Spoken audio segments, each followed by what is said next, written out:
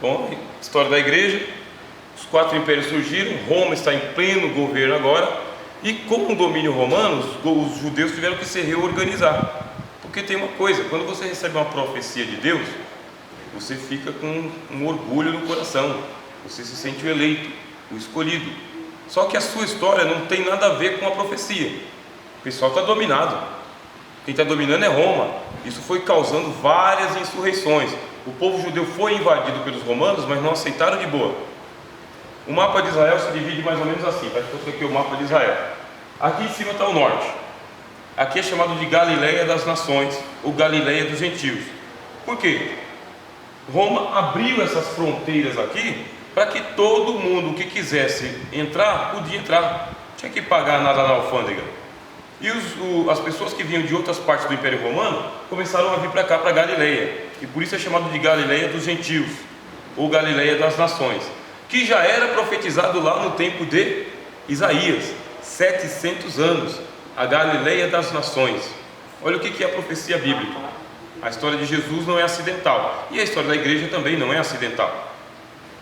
E lá na Galileia tinha gente do mundo inteiro que falavam todas as línguas, todas.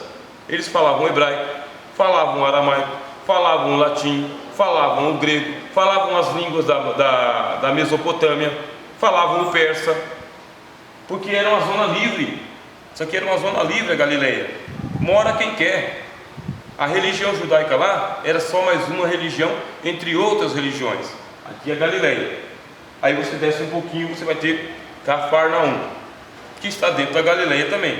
Você sobe um pouquinho, você está em Nazaré, que foi um vilarejo pequenininho, sabe, pequenininho, onde Jesus foi criado. Nazaré, um lugar assim que era uma vila judaica dentro da Galileia, por isso que é chamado de desprezada, tá? Por isso que é chamado de Nazaré. A palavra Nazaré, ela tem raiz, tá bom? Raiz, a raiz da palavra significa desprezo. Ela foi apelidada de Nazaré, tá bom? Desprezo. Porque os judeus formaram um gueto dentro da Galileia, uma vila de judeus, e os outros que não eram judeus começaram a desprezar aquela vilinha. E foi justamente essa daí que o Senhor José escolheu para criar Jesus. Ele que escolheu. Bom, ele. Mateus diz que foi para se cumprir uma profecia que diz: ele será chamado o Nazareno. Só tem um problema, o texto não existe. Tem uma profecia, só não tem o texto na Bíblia. Não tem texto que diz que ele será chamado de Nazareno. O que a gente entende? Que Mateus interpretou o texto de Isaías 53. Era desprezado. Tá bom? Você não tem uma profecia desse tipo na Bíblia, linearmente, palavra por palavra. Ele será chamado Nazareno. Mas você tem, ele será desprezado. Aliás, Mateus fazia citação da Bíblia que parece outra Bíblia, nem parece a nossa. Você vai procurar citações de Mateus, cadê? Não está igualzinho. Aconteceu alguma coisa. Quais são as citações de Mateus? Que Mateus faz? Ele faz citações da Septuaginta, que é uma Bíblia que a gente não tem. O seu Antigo Testamento não está traduzido da Septuaginta. O seu Antigo Testamento é uma tradução do texto massorético, que é uma Bíblia hebraica que só surgiu lá na frente, 800 anos depois de Jesus. Essa é a Bíblia que você tem na mão aí, Antigo Testamento. E Mateus tem uma Bíblia na mão que a gente não tem, é a Septuaginta. Por isso, você vai ter vários desencontros aí, vários desencontros. Mas o nosso irmão Felipe vai nos ajudar aí com o método de estudo da Bíblia, tá bom? E vai decifrar os enigmas pra gente. Então esse é o mapa. Aqui no meio ficava o que eles chamam de Judeia. Essa parte da Judeia era uma parte pacificada para o Império Romano. Os romanos gostavam dessa parte aqui. Era uma parte pacificada, não causava problema para eles. Não causava, porque bem aqui no meio estavam os samaritanos. E estes samaritanos estavam ali, nunca saíram, nunca foram para o cativeiro babilônico, foram para o cativeiro assírio. Aí você fala: olha, eu não estou entendendo, cativeiro babilônico, cativeiro assírio, explica melhor. É porque Israel estava lá nos tempos de Davi, era só um território, tempos de Davi. Salomão, um território só. Salomão morreu, Roboão tomou conta. Só que Roboão exagerou na política e teve uma divisão do reino. Reino do norte, reino do sul. Reino do sul, tribo de Judá e metade da tribo de Benjamim. Reino do norte, as 10 tribos mais metade da tribo de Benjamim. Samaria ficava no reino do norte. O que fez Jeroboão? Porque Jeroboão ficou com o reino do norte. Ele fortaleceu o reino do norte, fortaleceu politicamente e construiu um templo em Samaria, que era um templo gigantesco, enorme. Era um templo que dava inveja até para o pessoal de Israel, de tão bom que era. E o detalhe, esse templo nunca foi destruído. O templo de Samaria não foi destruído, ficou intacto. Porque quando chegou a época dos assírios invadirem as terras, porque tinha uma profecia. A profecia é que se eles não andassem no caminho de Deus, as 10 tribos iam se perder. Se cumpriu a profecia. Quando os assírios saíram de Nínive, invadiram as terras de Israel, eles fizeram o quê? Pegaram esse povo de Israel e espalharam pelo mundo inteiro. E pegaram o povo do mundo inteiro e colocou aqui. Só que o templo ficou preservado. O templo, o altar de Jeroboão, que era um altar gigante, dava para ver a quilômetros de distância o tamanho do altar, porque ele realmente copiou Salomão nesse aspecto aí. Esse templo estava de pé nos dias de Jesus. Tinha um templo em Samaria que os samaritanos adoravam e rivalizava com o templo de Jerusalém. E quando você estiver lendo lá João capítulo 4, é exatamente isso que você vai ver. Os nossos líderes dizem que é aqui, nesse templo, e o de vocês diz que é lá em Jerusalém. Qual que é o templo verdadeiro? Jesus descarta os dois. Jesus coloca lado a lado e fala, nem esse nem aquele. Os dois estão fora da presença de Deus. Jesus tinha antipatia com o templo, tá? Tinha mesmo. O sistema que se montou em volta do templo nunca foi agradável a Jesus. E não é para menos. Se você ler Jeremias, antipático ao templo, Isaías, antipático ao templo, Oséias, antipático ao templo. Se você ler os profetas, Jesus não pode ficar para menos, entendeu? Porque os profetas falaram contra e Jesus está falando a favor. Será que Jesus está alinhado com a política? Jesus está alinhado com a turma do dinheiro? Não está. Nunca esteve e nunca estará. Nunca mesmo, nem hoje. Bem? O culto mais fervoroso, do meu ponto de vista, o culto mais fervoroso é aquele que você faz na choupana, entendeu? No meio da roça. É o mais cristão. O culto mais cristão é aquele onde tem menos pedra, entendeu? Menos teto e menos pompa. É o mais cristão. E aí os outros templos? Tem bastante coisa aí que dá para questionar. A história da igreja vai questionar isso aí. A gente vai provar isso aí pela história da igreja, tá bem? Você quer tirar a igreja do curso que Cristo colocou? Segue o modelo de Roma, segue o modelo das outras nações, segue o modelo de Salomão. Pode seguir. Eu vi o Felipe falando aqui sobre Davi querendo construir o templo, e Deus repreendeu Natã e Davi. Vocês estão inventando coisa, eu não estou mandando vocês fazer nada. Eu não pedi nada. Quem está incomodado de viver em tenda? Eu? Se eu tivesse incomodado, não tinha mandado fazer. Eu não mandei fazer tenda. Vocês querem fazer templo de pedra para quê? Deus já sabia o que ia se tornar aquele negócio. Deus sabia. Mas já que você quer, Davi, né? Já que você quer, já que você juntou tanta grana para isso, né? Já que você vai ensinar o seu filho a fazer isso aí, então vamos lá, eu vou fazer um acordo com o seu filho, mas não mandei. Tanto a gente sabe que não mandou, que o autor aos Hebreus, quando ele compara Cristo, ele não compara ao templo, ele compara Cristo ao tabernáculo. Foi um trimestre de escola dominical estudando isso. O autor aos Hebreus nem considerou o templo, considerou o tabernáculo. O tabernáculo representa Cristo, e o templo representa quem?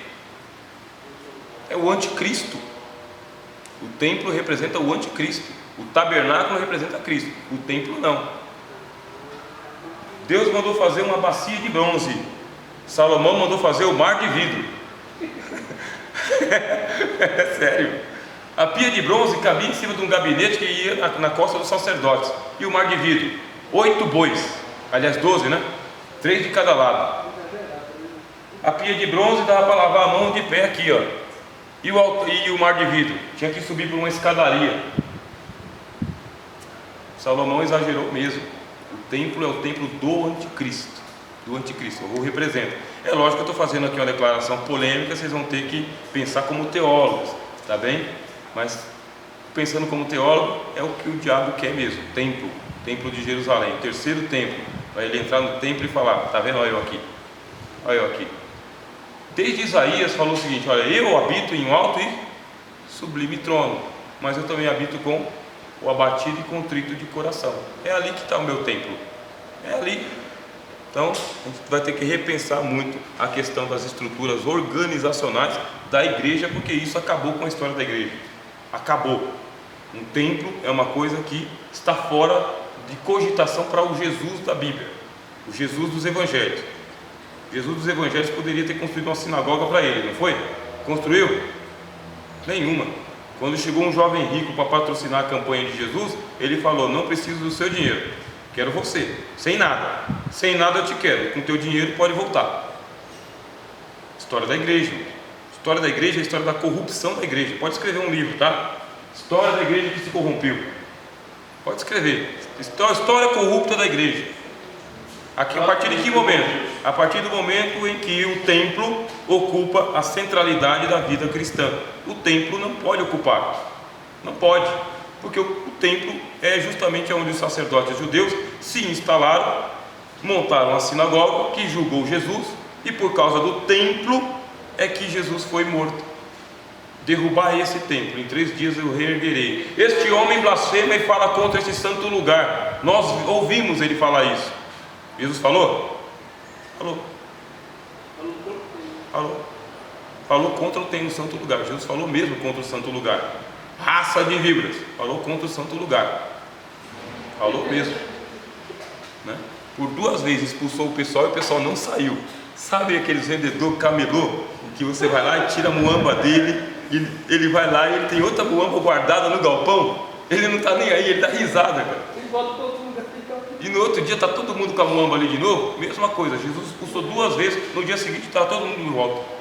Sabe por quê? Porque os sacerdotes lucravam com o sacrifício, lucrava muito. Sacerdotes lucrava muito, era muito dinheiro. Jesus um dia, pelo desaforo, ele pegou e parou assim, ó, perto com os judeus, né, os discípulos perto dele. Aí Jesus falou: observa.